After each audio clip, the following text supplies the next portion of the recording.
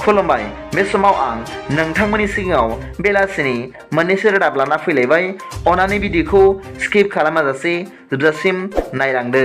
दिनैनि बेलासिनि मोननैसो रादाबफोरा जाबाय गिबि रादाबाव दं दिनै आसामाव महाराष्ट्रनि गिबि मन्त्रि एकनाथ शिन्देआ दावबायफैदों होनना खौरां मोननाय जादों। मख'जाथावदि बिथांजों लोगोसे गासै 180 MP आरो MLA फोरा फैफादों होनना मिथिनो मोन्दों। खौरां मोननाय बादिब्ला बिथांमोनहा कामाख्या मन्दिराव दावबायहैदों। बिनि उनाव गुवाहाटीआव थानाय हटेल रेडिसन ब्लुआव हर थागोन होनना मिथिनो मोन्दों। नैथि रादाबाव दं मणिपुरनि निउ MP हल साइ NCOE टकिय' इम्फालाव खुंजानाय खेल' इन्डिया वुमेन्स उसु लीग 2022 बादायलायनायाव बामोनखुरा गामिनि पत्रिका नार्जारीआ सिलभार देरहासारनो हादों। बेजों लोगोसे उदांस्रि ब्रह्मआ सनानि मेडेल देरहासारनो हादों होनना मिथिनो मोन्दों।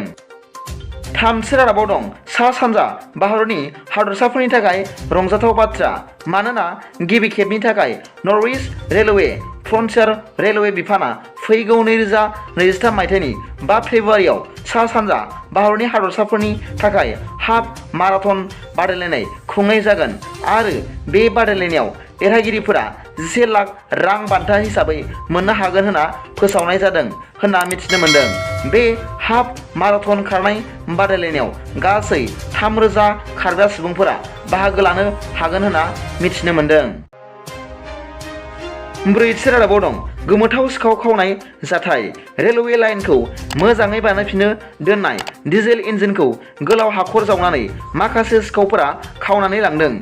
मिथिनो मोननाय बादिब्ला बे गोमोथाव जाथाया जादों बिहारनि बेगुसरायआव सिखावफोरा गोलाव हाखर जावनानै एफा एफायै गासै इन्जिननि बाहागोफोरखौ खावनानै लांजोबदों होनना मिथिनो मोननाय जादों। मख'नो गोनांदि पुलिसफोरा दासिम बे खावनाय जाथायजों सोमोन्दो थानाय 3 सुबुंफोरखौ हमनो हाबाय होनना मिथिनो मोन्दों। बाथि रादाबाव दं दिनै फुङाव चिरां जिल्लानि सिङाव थानाय काजलगावआव फरायसालियाव ओंखाम संग्रा मावथिफोरा गावसिनो रेगुलार बेथन होनांगौनि थाखाय आसाम सरकारनियाव दाबि खालामनानै धरना होदों होनना खौरां मोन्दों। बिथांमोनहा गासै 4 दाबिफोरखौ लानानै धरना होदों होनना मिथिनो मोन्दों। दिनैनि बेलासिनि मोननैसो रादाबफोरा दा बेखिनिल'मोन। भिडिअखौ मोजां मोनदोंब्ला अन्नानै लाइक आरो साबस्क्राइब खालामो दाबाव आरो बेल आइकनावबो थुनानै ला जाहाथे आं गोदान निउस आपडेट लानानै फैयोब्ला नोंथांनियाव सिगांग्रो नटिफिकेसन सौहैयो। गाबोननि फुंबिलिनि रादाबाव नोंथांमोनखौ आंनि चेनेलाव गोसो गोथारै बरायहरनाय जाबाय। गोजोन्थों। एसेनोसै। जै बर' हारिनि जै।